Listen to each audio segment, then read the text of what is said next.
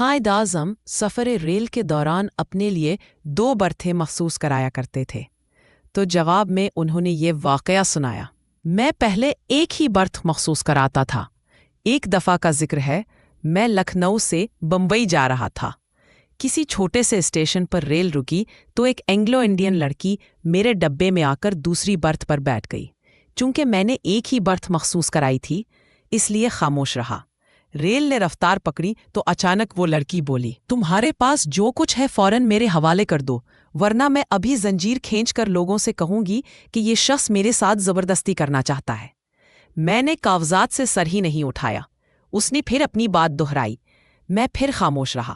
آخر تنگ آ کر اس نے مجھے جھنجھوڑا تو میں نے سر اٹھایا اور اشارے سے کہا، میں بہرا ہوں، مجھے کچھ سنائی نہیں دیتا، جو کچھ کہنا ہے لکھ کر دو۔ اس نے اپنا مدعا کاغذ پر لکھ کر میرے حوالے کر دیا۔